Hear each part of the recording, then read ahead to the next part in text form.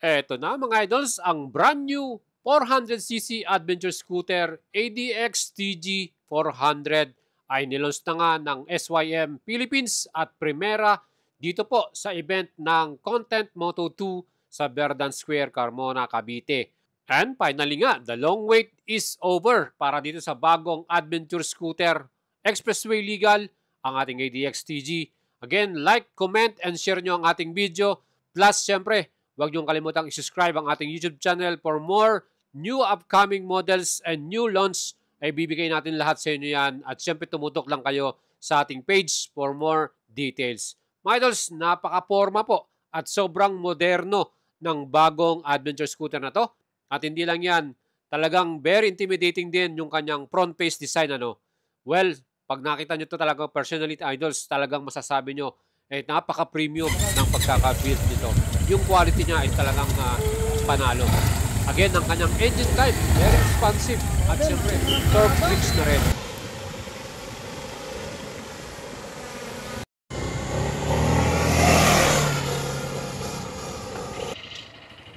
So guys, andito tayo ngayon sa Content Moto2 ng SYM Motorcycle Philippines. At ito na nga ang kanilang bagong reveal na model.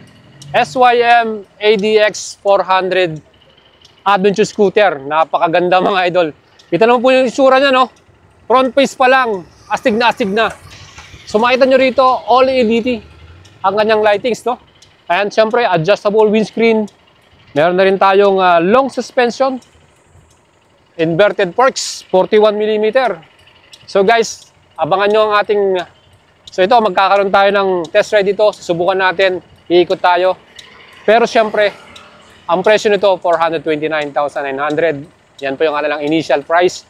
Let's see kung magbabago pa yan. Pero itong ating bagong ADX-TG will be available maybe 2 months from now. So pwede na kayo mag-pre-order para sa first batch. Mauna na kayo, mag-reserve na kayo, magbayad na kayo para dito sa ating ADX-TG 400 adventure scooter. Napakagwapo at very premium ng build quality nito mga idol.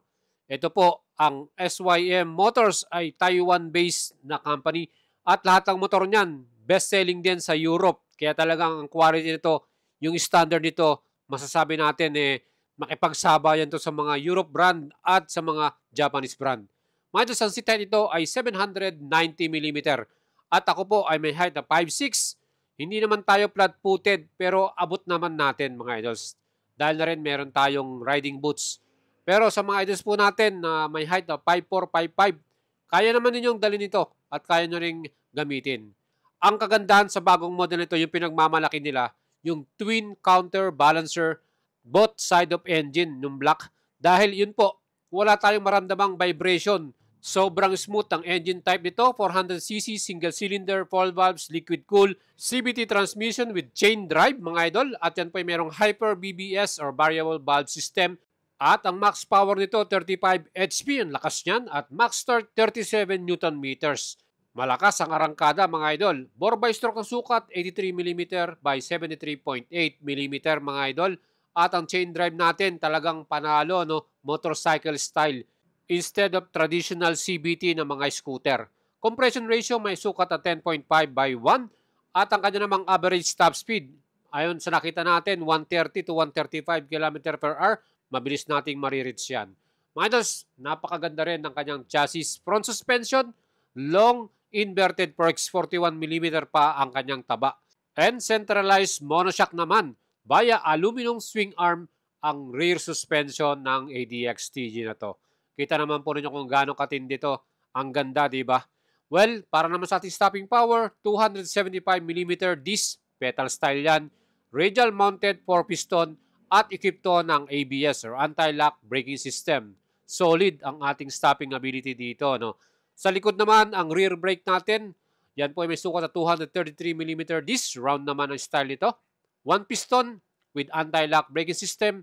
Plus, equipped din ito ng traction control or TCS. Ang kagandahan niyan, switchable o pwede mo i-turn off ang ABS rear at TCS natin. Maporma din ang ating multi-spoke design na alloy cast wheel. Ang ating tire sa harapan ay Maxxis tire. All-terrain na yan, napakaganda. 120/70 by 15 inch, tubeless. Sa likod naman, 150/70 by 14 inch, tubeless din yan. Parehong all-terrain mga idol. Pang off-road ready talaga to. At syempre, pagdating naman sa ating mga sukat or dimension, ang wheelbase nito merong total na sukat 1,535 mm. Malaki po talaga siyang tingnan mga idol. Ground clearance naman mataas din, 160 mm. At ang upuan naman natin talagang quality talaga. Premium. May stitches pa yan. Two-tone ang kanyang seat cover. At meron ding tatak yan na ADX-TG. At ibang klase din yung opening ng seat nito, no, patalikod. At yan po ay merong 32-liter storage space. Kasya po ang double XL helmet natin dito. Kaya malaki din ang ating storage mga idol. Ano. Siyempre, pagdating naman sa design ng ating front end or front face natin, bionic design ang tawag ng SYM Motors dito. With aggressive look ng kanyang headlight. At siyempre, yung pinaka daytime running light ito, saver tooth na style. Napakatindi, di ba? Mga idol, yung kanyang signal light, ibang klase din, napaka-modern, ano? Yan po ay all LED rin. Plus, yung ating pinaka-windscreen, yan din po ay manually adjustable. Napakaganda. Yung pinaka-rear taillight naman natin, yung design nito, para siyang tenga ng tigre, no? Matulis yung style niyan. At yung brake light natin dito ay LED rin. Plus, yung ating signal light. Mga idols, meron din itong reflectorize sa ating rear fender. At meron din tayong plate lamp para sa ilaw ng ating plaka. Kita naman po rin yung kanyang handlebar. Mataba talaga yung handlebar nito at looks reliable at sturdy. No?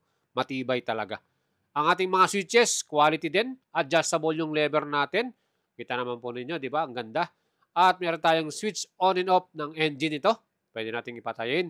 At para naman sa ating mga switches, meron tayong passing light switch at meron din tayong hazard switch. Para sa ating emergency naman.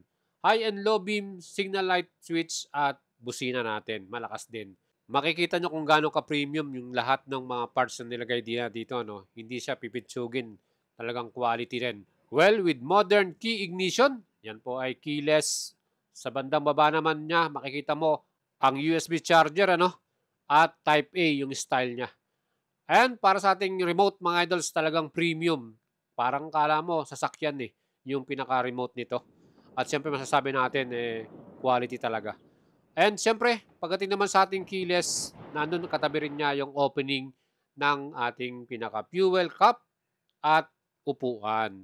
So dito sa gitna, yung ating pinaka-fuel natin, yung kargahan natin, may capacity to ng 13 liters. Marami rin tayong may kakargang gasolina dito. And expect na natin, fuel consumption, mag-average siya ng 25 to 28 km per liter.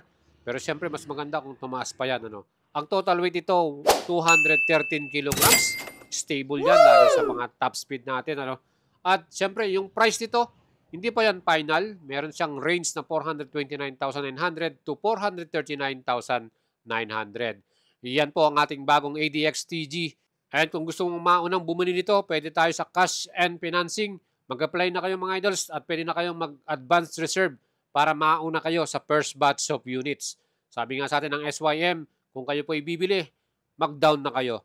Yan po ang ating naging feature para sa inyo. Thank you for watching. Please don't forget to like, comment, and share ang ating video. And thank you very much sa Primera at SYM Motors Philippines. Siyempre, i-share at sa ating mga idol dyan na na-meet natin sa Content Moto2 event dyan po sa Verdan Square, Carmona, Cavite. Ride safe and shoutout sa inyo lahat mga idol.